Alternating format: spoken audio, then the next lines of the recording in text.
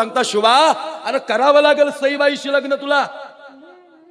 महाराज छत्रपती शिवाजीराजे एकही शब्द बोलले नाहीत.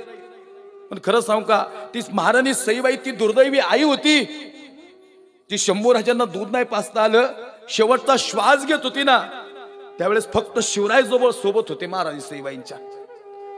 तुम्हाला खरं सांगू का, आज हातात हात दिला होता. मासाहेब जिजाऊ सांगतात शोभा आता मी नाही थांबत इथं, आता फक्त तू संवाद साध सईशी आणि सांग या उभ्या आयुष्यात सईने तुला काय दिलं. आता मात्र छत्रपतींचे डोळे भरून आले. कधी आम्ही आई सांगतो, कधी आम्ही बाप सांगतो, पण पत्नी विलय महत्वाची, जी अर्धांगिनी आहे ना जीवनात, जी सहचारणी आहे ना, तुमच्या बरोबर तुमच्या प्रतिकूल परिस्थितीत तिने तुम्हाला साथ दिलेली आहे, निश्चित दिली आहे. म्हणजे एक दिवस असा होता की खायचे वांदे होते, बिचारीची घरची परिस्थिती लई श्रीमंत होती, पण सगळी सोडून ती आमच्यासाठी आली होती.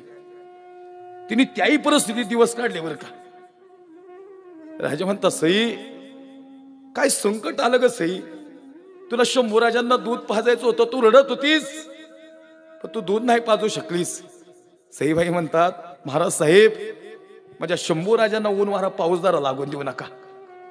पण खरं सांगू का, शिवरायांना महाराणी सईबाई शेवटचा प्राण जातात त्यावेळेस सांगतायत महाराज साहेब खरं सांगू का सई काय वाटतं तुला शंभूराजांकडे पाहताना.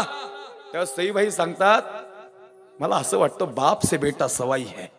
मला असं वाटतं ज्याचा बाप सिंह आहे त्याचं पोरग छावा असतं. लक्षात घ्या, छावा होता सर्जा. 2.5-2 वर्षाचे होते आणि आई साहेब जिजाऊ निघून, महाराणी सईबाई निघून गेल्या आणि अंतकरण दाटून आलं. हा काय प्रसंग उभा राहिला होता. खऱ्या अर्थानं सज्जन हो, हे शेवटची काही मिनिटं सोबत चला फक्त. आणि मग गुरुजी असा प्रसंग उभा राहिला. मी फार विवाह सांगायला उभा नाही, दुसरा विवाह कर्नाटक प्रांतात केलाय छत्रपती शिवाजीराजांचा. मला एक वाक्य ह्या कीर्तनात आवर्जून सांगावंसं वाटतं. शिवाजीराजे, छत्रपती शिवाजीराजे मासाहेब जिजाऊंच्या पोटात होते. हे गर्भआधान संस्कार का झाले? रामायण वाचलं होतं आणि रामायण श्रवण केलं होतं, म्हणून रामासारखाच पुत्र जन्माला आला होता. लक्ष्मी नाही का. म्हणून हिंदू धर्माप्रमाणे, सनातन संस्कृतीप्रमाणे, हिंदू धर्माप्रमाणे गर्भआधान संस्कार होतात, निश्चित होतात. पण आपण आपल्या डोळे बी तसले लागले पाहिजेत. आंबट खायचे लागल्यावर कसं काय होईल? दगडी खायचे लागल्यावर दगडूच पोरग जन्माला येईल. शूरवीर कसं काय जन्माला येईल?